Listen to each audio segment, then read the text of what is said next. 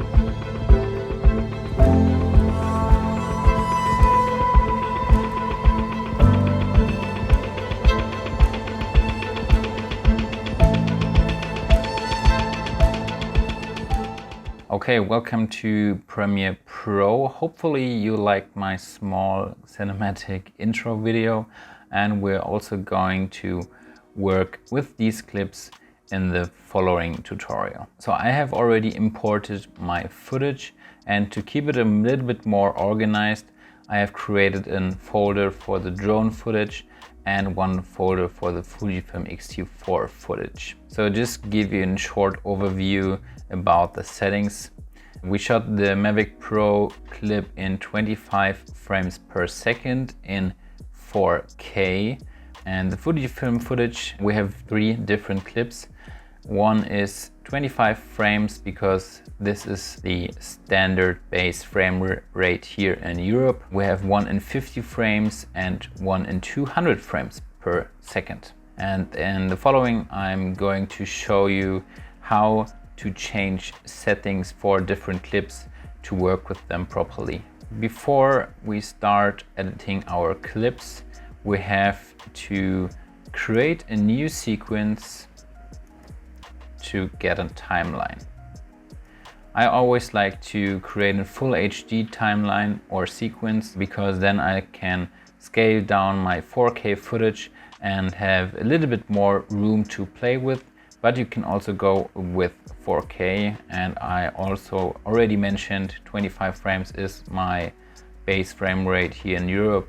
When you're living in the US, I think you're using 23.976 or 24 frames. You know this better than me, so I go with 25 frames and I give it a quick name: Cinematic Editing Workflow Video. So for the beginning, I always like to start with drone footage to give it a little bit establishing shot, and to find the perfect part of my clip, make a double click, and then it opens up in the source view over here, and then I can scroll through and check for the perfect spot. I use this as my in point. And when the forest is a little bit more revealed, I set this as my out point and drag the clip to my timeline.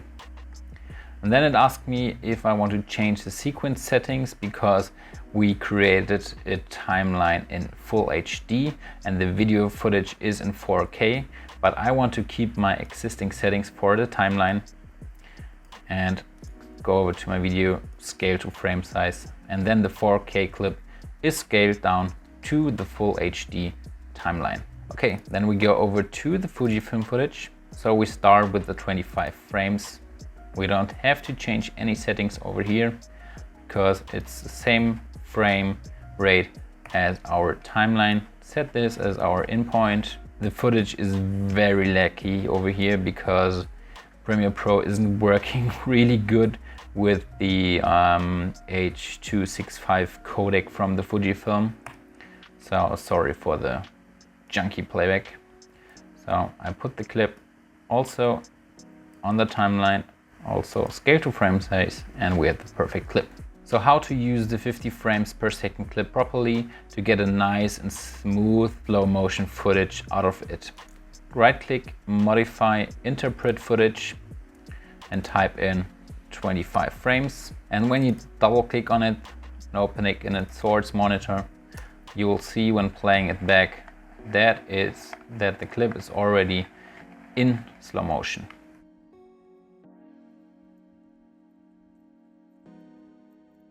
Okay, let's go over to the 200 frames footage.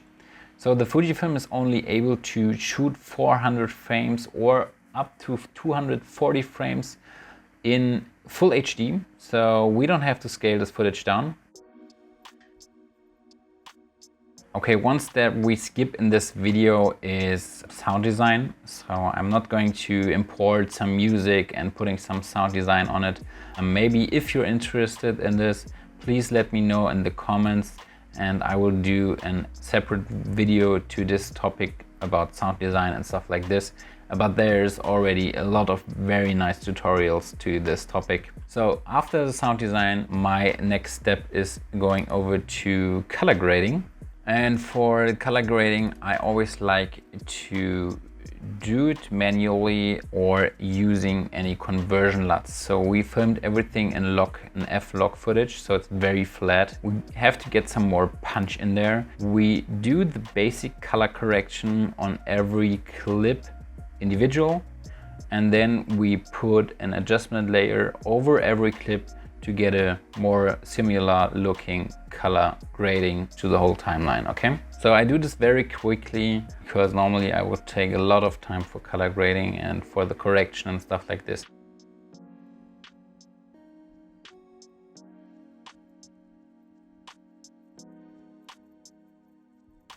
And this is before and after, okay?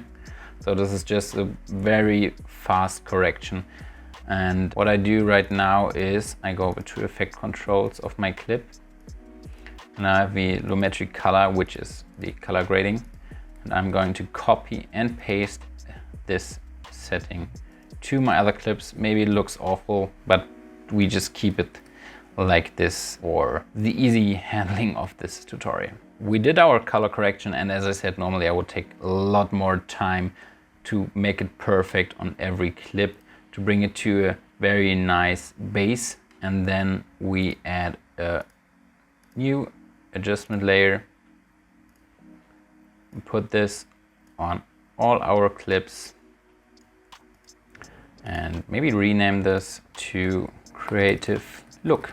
So what you can do with this adjustment layer is every change will affect the clip under the adjustment layer.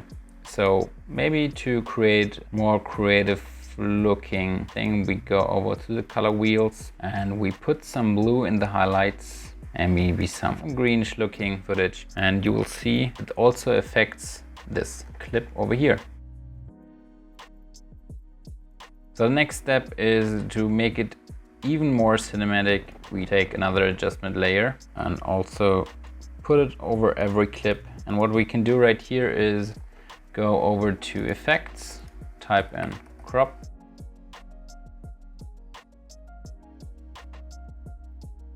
And what we do right now is called black bars. My kind of liking is around 10% to the top and bottom. But you can also do it a little bit more if you like it, or a little bit less, depends on your personal taste. And that's it already for the very small breakdown of my cinematic editing workflow in Premiere Pro. And now you get an idea of how to work with different settings and to get the most out of every clip you can shoot with your camera. So hopefully you liked my small editing workflow video.